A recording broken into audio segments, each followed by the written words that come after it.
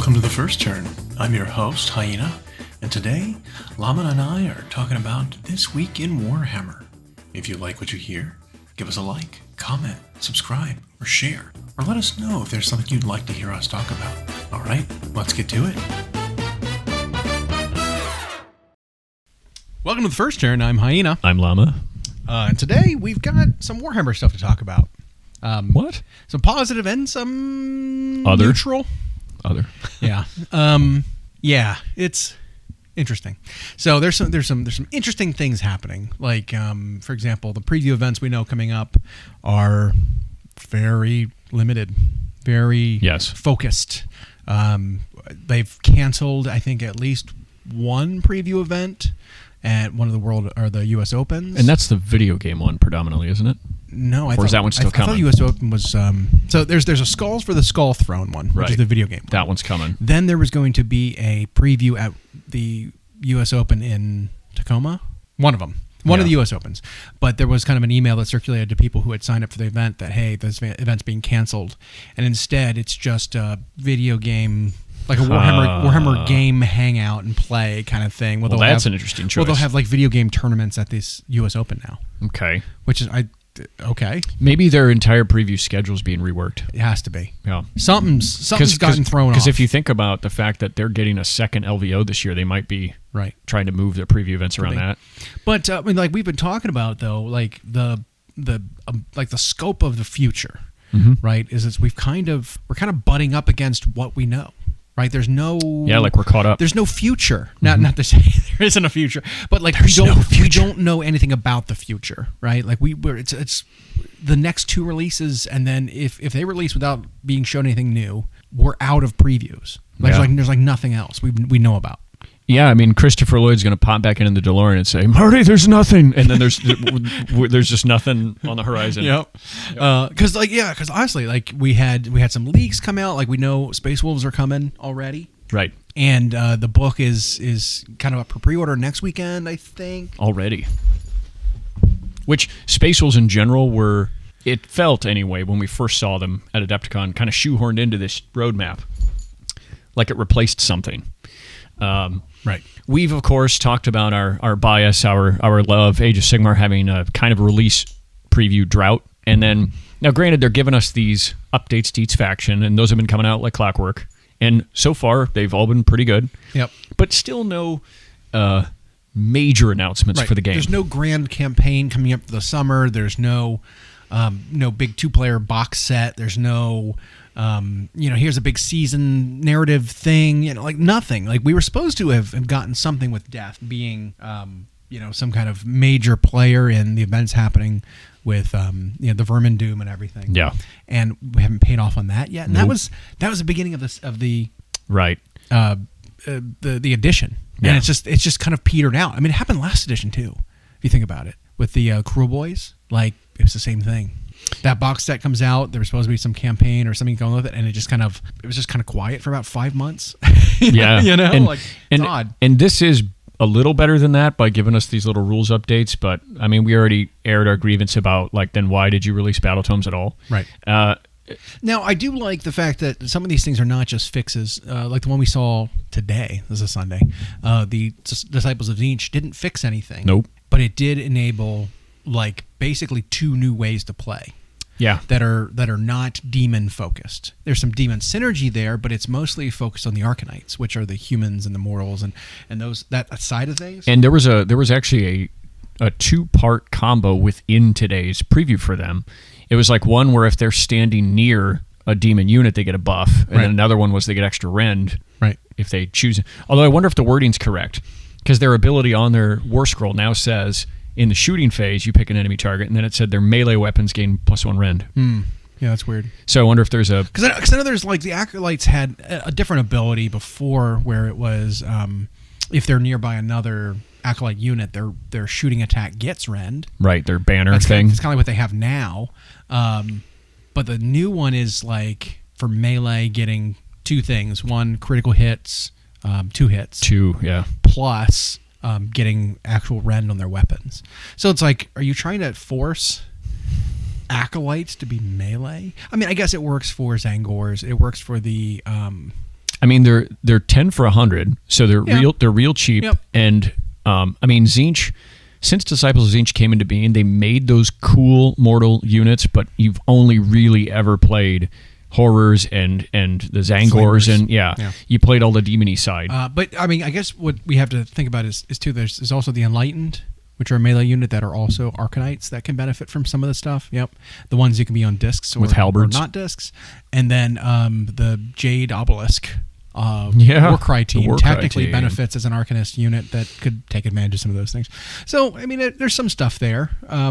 But like I said, it enables a whole nother way to play as opposed to like, let's fix and bummer unit. buff or Yeah. nerf your unplayable units or whatever. You know, so it is an interesting thing, at least, that they're trying to do. Because I mean, I don't know if it enables the mortal side of Tzeentch to be S tier, but it lets do some cool things. Because one of the combos you can do too is using the Ogroid Thaumaturge. He's got an ability now where he can just literally, if a unit is in combat, he can teleport into the combat and count as charging from across the table.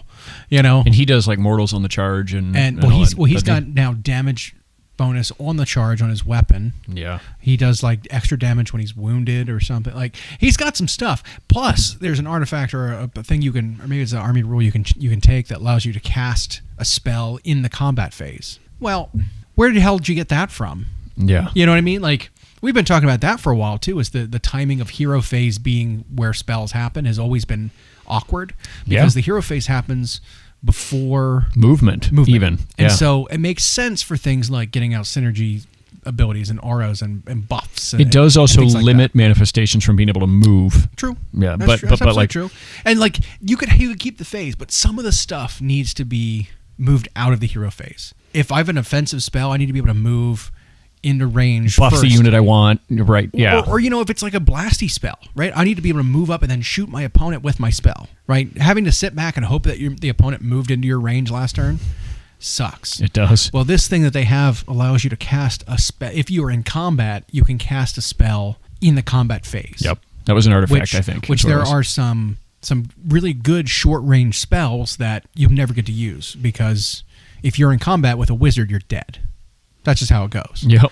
And so just the fact that you can kind of like teleport into combat in the combat phase, cast a short range spell, deal a bunch of mortal wound damage as like a reliable sort of army ability, I think is super cool. And there needs to be more of that. And what you said there's big. I think giving an army an additional way to play is really what I want.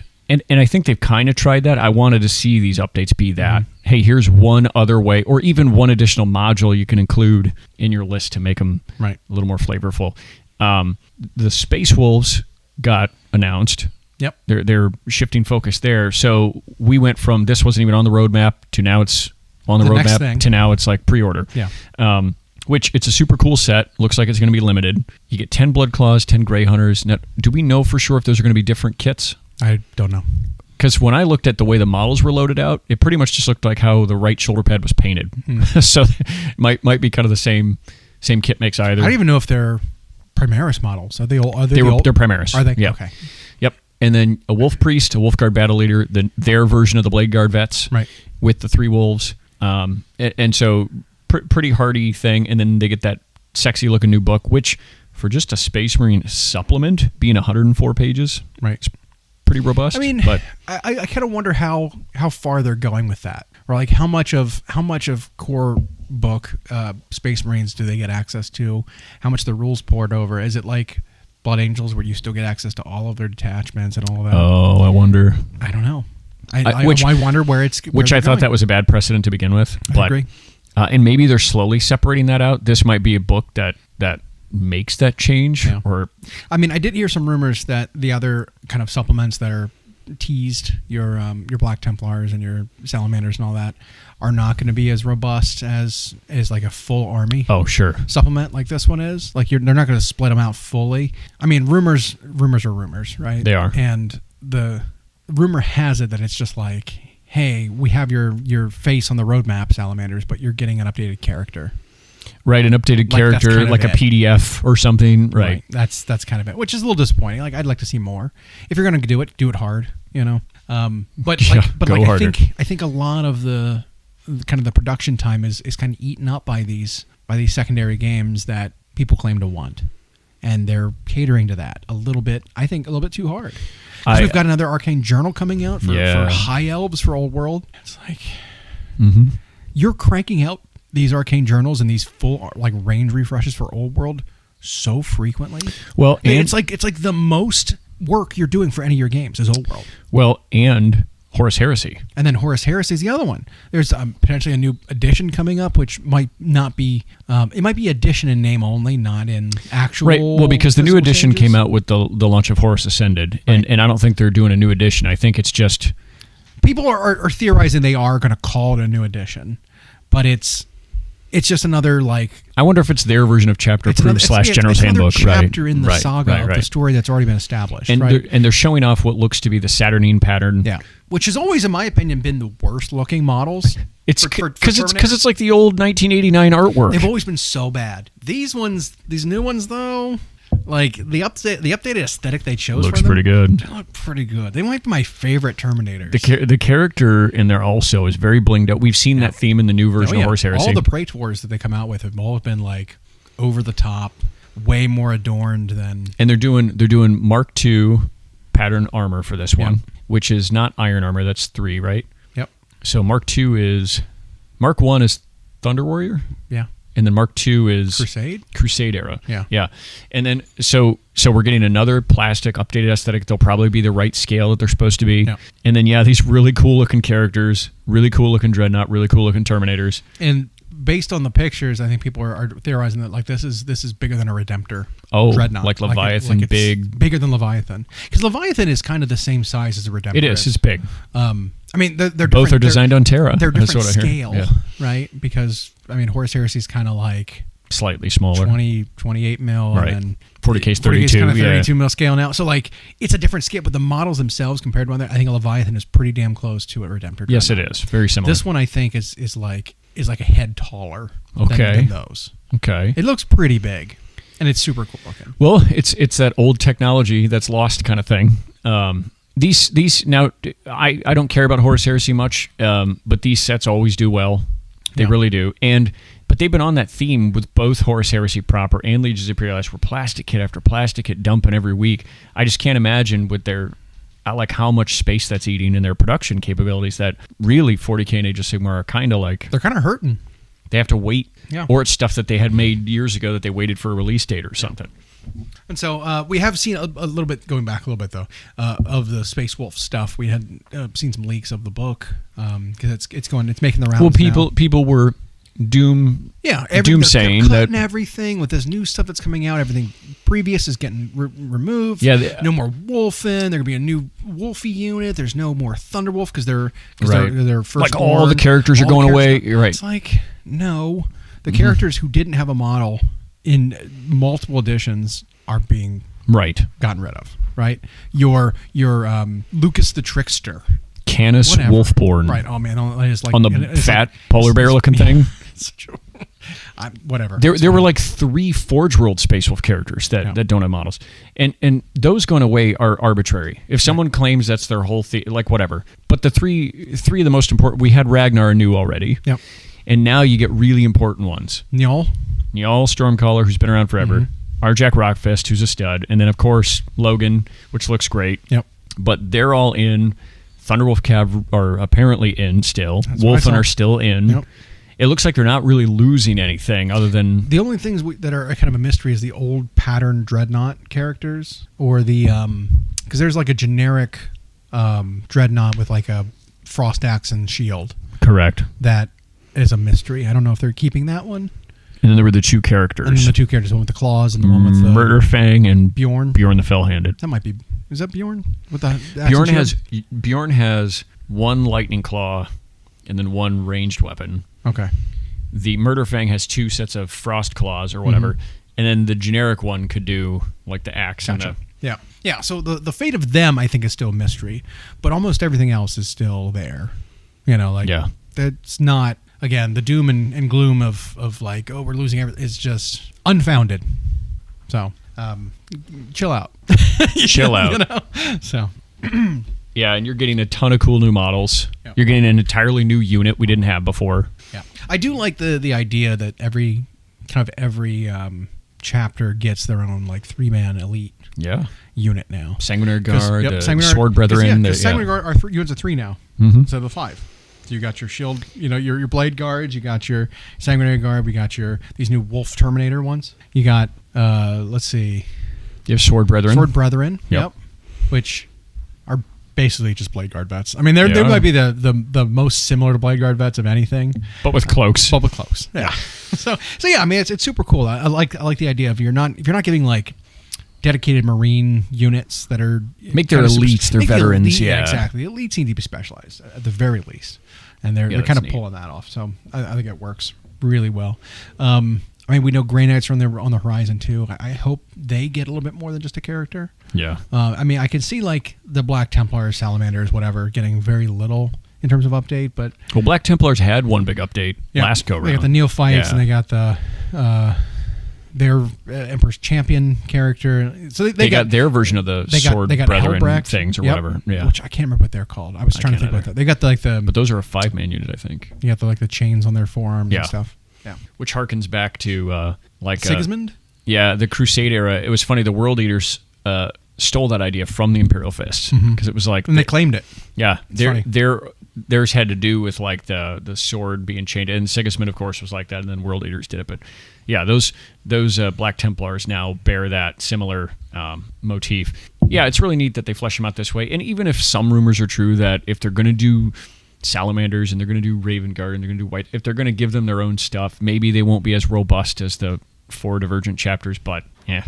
But as long as you give them like a dedicated like army rule, again, I mean, we kind of have seen that a little bit too. Is especially with like these AoS updates, is they're kind of bringing back some of the fan favorites from previous editions, from previous books, where they've kind of cut a lot of that out of the current battle tomes, and they're kind of introducing a little bit of that back, right? And sometimes in a toned down way, which is a good example of that when Caradron Overlords did their preview. They have the spell in a bottle back, but it specifically says in this artifact, it's a once per game. You can choose during list construction, because this army doesn't have wizards, right? So they don't get to summon endless spells. You can still get to choose your spell lore, basically, for these endless spells, and once per game you can unleash one with a casting value of 7. Well, what that means is that each of these different endless spells have a different value required in order to bring them onto the table. But some of them have a casting value that requires a higher number than 7. Yeah. Those ones you don't have access to. I think that's a very clever and very smart way of preventing the most egregious spells from just being an auto cast. I bring it out once per game, and armies that normally can't even cast. Exactly. Unbindable, so you can't stop it on that one turn. Like something like a purple sun just for free to have to deal with, or a incarnate of beasts. Right. The gnashing jaws. Right. It's one of those. Like those really, really powerful spells would be really devastating if it's like you have no counterplay to it. Yep. And so those ones you don't have access to, but again, once per game, unstoppable, like super cool. And I like it. And speaking of, they've slipped in these other generic game rules that are going to apply to match play, along with these faction updates.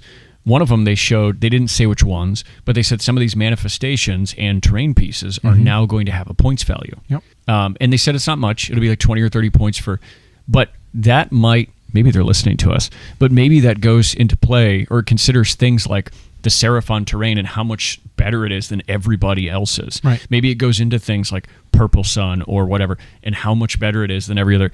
Now maybe those will cost you something. Yeah. Now, granted, in AoS, it's hard to actually get a clean 2,000 out of 2,000 points. So for many lists, it might not make a difference. But if it's something where, like, well, if my faction train cost me 30 points to bring, and I need to save 30 points to, like, upgrade a unit to something else, or add a new unit because I only have 100 points left over, I need 120, maybe I'll cut my faction terrain, not bring it, and all of a sudden I squeeze in that extra unit. I mean, I could absolutely see there being some strategy around bringing it or not. Right, because some of them are almost like a detriment to bring them. Because if you bring them and place them somewhere and it does nothing for you, it gives your opponent an opportunity to gain movement by charging it and right, fighting the car it. bounce effect. You know, yeah. that kind of thing. So it's like, I wish I really just didn't have the piece of terrain because my opponent is just gaining movement off of me having it. Or and what it's if- not doing anything Yeah, for or me. what if there's some obscure objective somewhere that's about destroying an enemy faction? Now Right. they just get that for free, kind of thing. Exactly. And I'm never against difficult choices in the list building phase. I know they want Age of Sigmar to be simpler in that regard, but like some of these things were just not only imbalanced, but there was no difficulty. That stuff just auto slotted in or out. Right. So yeah, we'll see what that looks like. When is do we know when the General's Handbook is Still due? haven't give us a date yet. Okay. It's usually in the summer, right? I mean, But- we know that it's 2 more weeks to update basically every faction with one of these releases. It's about 2 more weeks. It might be at the zenith of these updates. It could be like, oh, and now it's up for pre-order this Saturday. Right. Like this might lead us right up to the release window of that General's Handbook. General's Handbox. Box book. Box of the book. Box of the book. Yeah. Yep. Because it is more than just the book this time. They're making it more of an saying, event. Yeah, they're saying it's like which actually makes it more valuable, I think. Well, it's going to have GW official objective markers in it for one. Yep. That'll be like tournament legal style. I mean, you can get those aftermarket anywhere, but it's nice it's that got they're doing their own. It's got the data finally. cards for the spells that come with it, and which also could be receiving an update. Those could be updated because they're on the block. Because those rules come from the General's Handbook because it's a universal of rule. Yep. They don't get put into any specific army's Right. battle tome. So that's where those get updated. So we could see some updates to that, some casting values. I mean, we might see. If you're paying for spell lores, you might see something like the most expensive or the best spell in a spell lore might get better and have a higher casting value, and the worst one gets a lower casting value. They might like try to differentiate them a little better within the spell lores even. Because that's one thing we notice is like some of them have like 4 spells and it's like, but they're all garbage except for 1. Or these are varying different like power levels. Why are they all casting value 7? Yeah, why are they all the same? Like, why do they all cast on the same number? They're totally different. Some of them are useless. Like, oh man, Slaves of Darkness has one that is just the worst. Yep. It's oh man, it's so bad. It's you summon this thing. If models die within 6 inches of it, up to a cap, then for the next combat phase, units wholly within 12 get +1 attack, and then it's dispelled. And it's like 5 wounds, 6 up save. It's like, what is this? What kind of hoops you have to jump through? So it has to survive multiple rounds, have things die right next to it, and then you get this very mediocre buff. It's and some of these things just need to be reworked. And I'm not one who believes they never playtest anything, but when you end up with rules like that, sometimes you're like, right, how thought out was this? Or like, was it the Burning Head? One of the universal spells that has just like a shooting attack compared to the endless spell that has a shooting attack in Slaves of Darkness. It's like these are the same casting values. They're both free. This one does 3 times as much damage and it's twice as durable. Like, why? And can shoot on the turn it's summoned because its range is 2 inches further. Yeah. Whereas the Slaves of Darkness one, if you summon it, it's only an 8-inch range, so it can't shoot. Can't shoot the turn it comes in. Nope. Whereas the other one is a 10-inch range, and so it can. It's just like, what? Where's the thought? Why would I ever take my own speller? Why? Yeah. So it's again, there's some external balance that needs to happen. And it makes me wonder if so soon. Now I know their plan was to do General's Handbook every year anyway, but what feels like so soon after the new edition to decide they might be doing some major reworks like that already. Yeah. And you pointed out that some of these might be just testing ground. Like some of these will just be in the season if they're not hits, and then they're gone forever. Some of them might end up for the rest of the edition just permanent. That's what I'm thinking. Like if this new overrated thaumaturge is too good, because they can just like teleport into combat when another unit charges, they might be saying, "Oh, that was a fun experiment," but new season goes away in the gone. new season. But if it's like Carrick Acolytes, people are like, these are way better than the other ones. They might be like, hey, they're staying now. They're replacing the old ones. I absolutely see that happening. It's like I almost guarantee it. Yeah, and it's okay. This is an okay system to keep trying things out. I still hope, however, that like design philosophy on Army updates don't change halfway through the. I mean, we're going to see it, especially if people aren't happy with it. Yeah. Right? Because so far it's been really underwhelming, and people are voicing that opinion. And so if it continues that way, and it's people to the extent that it hurts the game, people are seeing that the battle tomes are actually a nerf to their armies. They don't want to get them. They don't want to support it. They don't want to buy it because it's there's no value there. besides being able to continue which playing. we have spoken at length. Then, like, I would think they would have to make a change. You know, they'd have to change it mid-edition because they're not going to do it for 2-3 years just to complete it with the same standard. You know, like it just seems like a silly thing to do. But it might be the fact that battle tomes get updated in the future to a different style might also mean that they'll give out free patches to the battle tomes, right? In retrospect, so that they can bring those up to the new design style. And that feels bad because I bought the book and all it does is give me a code so I can unlock your digital update later. Yeah. But at least it's rather than being stuck with it. So, yeah. And so on that front, since we're kind of caught up as far as the updates to the core games, it's hard now to think other than pictures from a roadmap what we can expect to see. And from the sounds of it, they're reshuffling their preview events with a sort of change in schedule they've got, especially at the end of the summer and into autumn. Yeah. So now we really don't know when the next big preview event's happening. Right. Probably Nova. Because like I said, but one got canceled at a World Open. Yeah. You have an online preview that's just video games, and then the next Warhammer Day video is just Horus Heresy. Yeah. So it's not even like the full gambit. It's like, here's a Horus Heresy preview specifically of the box that's already leaked. Probably leaked. Yeah. I don't like. Maybe we'll get another couple models outside of it to add to it. But it's like, I mean, your big reveal is spoiled, and the fact that they announced it after the box was leaked and they actually acknowledged it, it's just like, why are you still going ahead with it then? Yeah, because like you're still. I mean, it's because what's going to happen? You're going to do. When Sisters of Battle got their update, yeah, and we saw all of it. And then they did an online preview where they just showed the stuff we'd already seen. Yeah. I was like, man, that was not... Some of you have seen this is already leaked. Yeah. And so it's short of like them showing off models that will come outside of the box. Like if they decide they're doing a new version of the Siege of Terra version of either Perturabo or Vulcan, since they featured Salamanders and Iron Warriors on the box. Although I imagine they'll be generic in terms of like how you model them. But if they did something like that, sure. But otherwise, it's going to be a preview event of, hey, everybody's seen this, plus a thing, plus a model. I'm actually thinking that Nova at the end of August is going to be the next time we get a major Warhammer preview event. That's rough. That's a long time from now. Yeah. Because there's nothing else coming out between then? Because the U.S. Open that would normally be one, we now know it's not. And so the Warhammer Day we now know is only Horus Heresy. So yeah, it's like I'm thinking Nova's the next big maybe one. they'll plan another online preview in the middle there. Because like I said, that is such a dry spell. You know, like they only like to do these roadmaps and these like grand plans at an actual preview event, usually, right? And it's like, and by dry, we're not referring to like a nice dry wine or good dry humor. We mean like a desert. We mean like an information desert. Like we're what's starving but for water? You know? Yes. That dry. Yep. Is there no word for that in English? I mean, the obvious is dehydration, but it's like you're parched. Yeah. You thought you saw water coming, but it was a mirage. Yeah. So you got to keep going. Just around the corner. Yep. Just around the corner. Just around. No. Yeah. And so it's a little, I mean, if we have to get to the Bear Grill stage where we're drinking our own pee, like that, that's it's been too long. I don't need to get to that stage. No. It doesn't have to be a stage to do that. Was it dodgeball? Yeah. Yeah. But necessary? Necessary?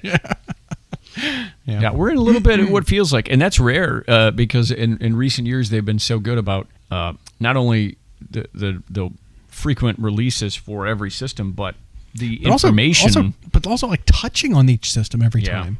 Giving a little bit of something. And then the what's coming information cycle is always pretty sandbagged, like backlog. 6 months out. Yeah. Now we're like literally the only like the most recent stuff we know for like 40K, right? Space Wolves is here now, basically. It's pre-order next weekend.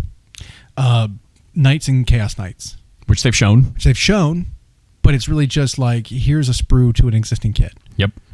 I mean, do you not think it's gonna be the week after that? You know what I mean? And then we're done with 40K. Like that's everything we know. Yeah. AoS, we're done. We've caught up. We've released everything we know. I mean, this weekend I think is when the rest of the vampires come out, and that's it. Horus Heresy we know nothing about except for this new box coming. Yeah. So we're caught up on them. Yep. Like it's like you said, It is compared to previous months and years. It is dry. We have run out of future preview, future ammunition, right? Yeah. Like we're and up to it. And we know that the way they work is they have such a forecast in studio of like their release schedule. So we know there's got to be things on the docket. I just wonder if they're in a big rearrangement phase. Right. Something had to get moved, or are they reestablishing these like don't tell anybody anything until it's imminent policy? That would be awful because we hated that era. I hated that era. The was it the Kirby era? Mm-hmm. Yeah. We don't engage with the community. We're not a game company. We're a model company. All that shit. Yeah, that was not a good policy. And you don't know what's coming until the pre-order week. Oh, here's a new thing. Hated that. But you know, they're like there has to be stuff in the works, right? Because they can't not. Yeah. And by that I mean it's like not that they can't help themselves, but there's such a lead up to releasing anything that it has to be in the works months, half a year before it's actually released. And maybe what they show us will end up brilliant. Maybe, hopefully, because. I mean, it is weird because the most recent version of their preview said, Night Haunt and Enough Deepken are now. Are they? I haven't seen anything on No. it. You know, like that was their roadmap. Was like they're here now. With Ideneth, we've literally seen nothing. Literally nothing. Yeah. Odd.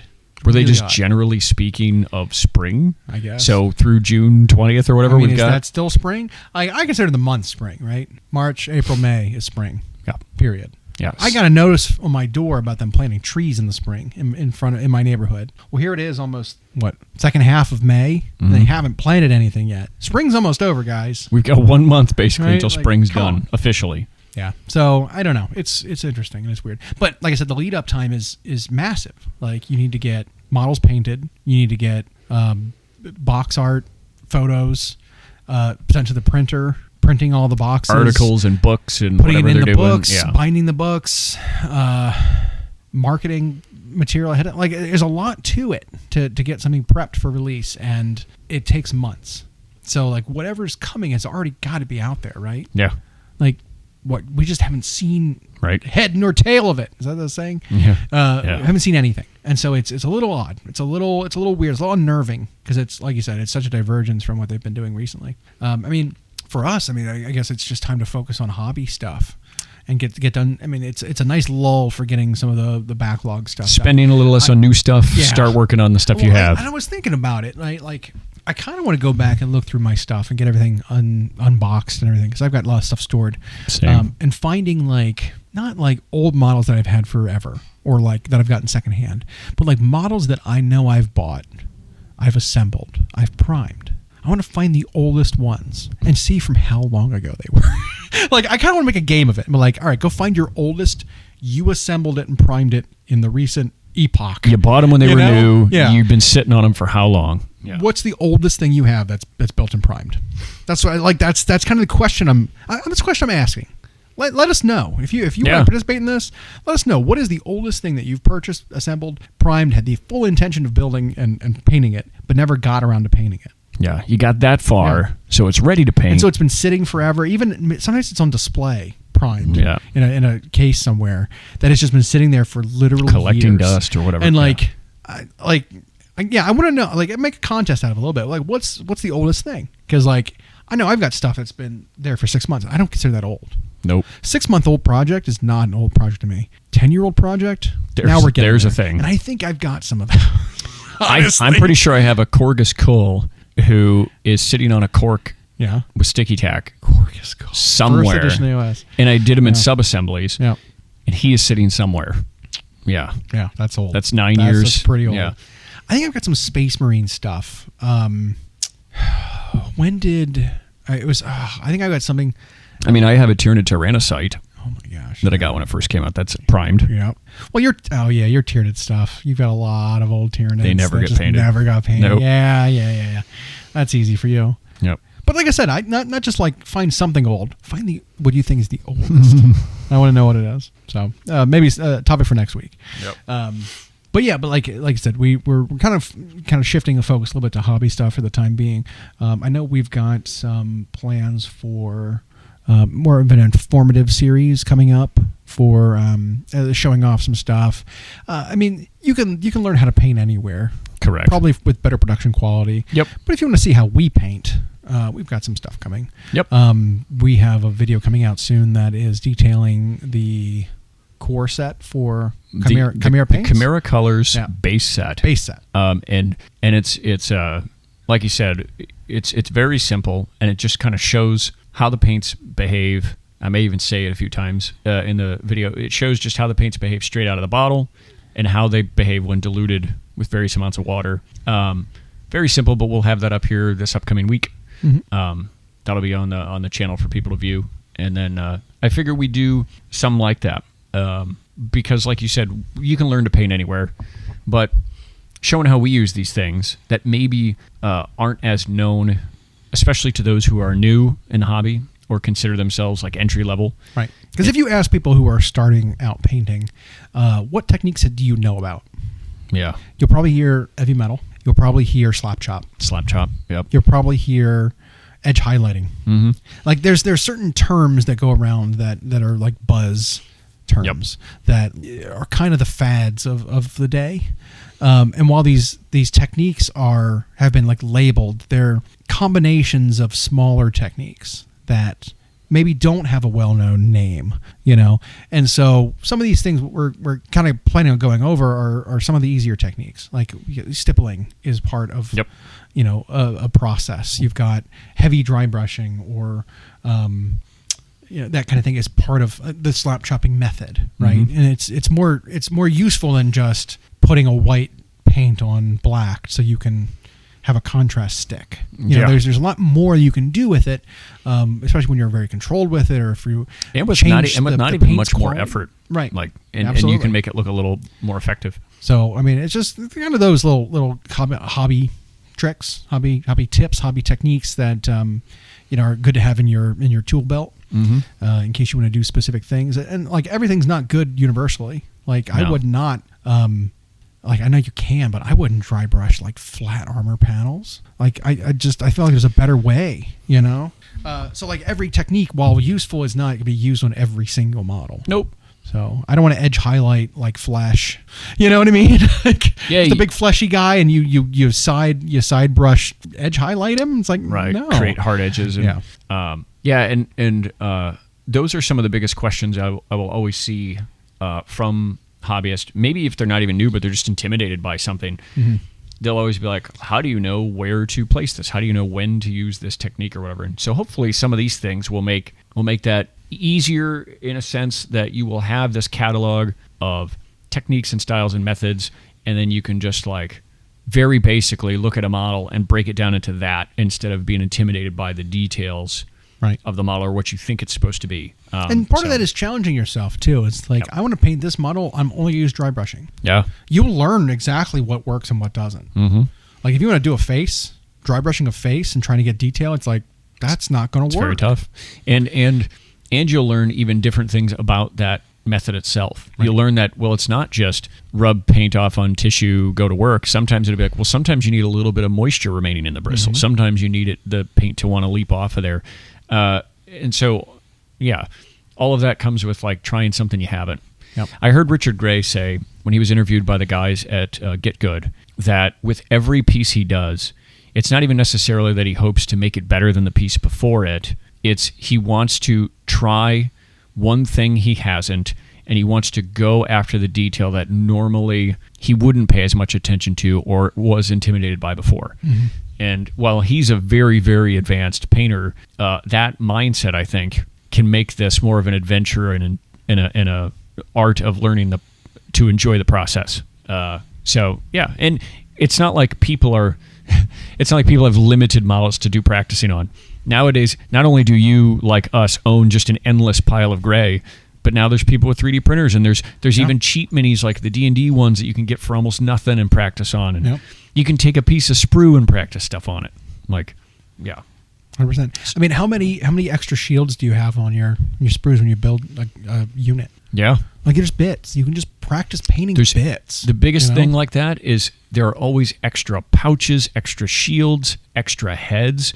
Those are great ways to just sit there and practice. Yeah. Yeah. And that way you don't spend it on a model that you really want to put effort into. If you're worried about ruining a unit's coherency, right? By like picking one out and changing your paint scheme and painting it different from the rest, then don't use one of those models. Yeah, you got plenty of other things you can use. Grab bits and do that. Yep. Test it out.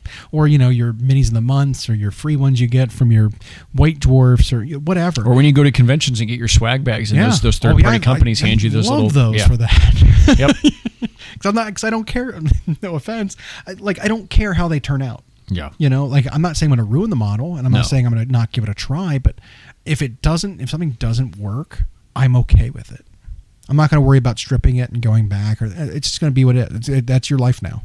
You are a test model. Yep. Like you've had models I know that where you've gone and you've painted different limbs of it, different techniques, just because you were testing it, and this model comes out looking goofy, isolated sections of really good effect. Yeah. But but it doesn't work together. But the model doesn't work together but that wasn't the intention. I did that with like an assault intercessor where I tried 3 different metallic techniques on the same model just to see what I wanted, but knowing that model is not going to end up in anything. Right. But like you have to be willing to know when to, like, practice is important. It really is. Yeah. Like anything. It is. Like the Steph Curry doesn't sink all those threes because he just he goes into the gym and does all that stuff that nobody wants to do. Yeah. So it's that's a sports reference for those who. I thought it was a cooking reference. Oh, maybe it is.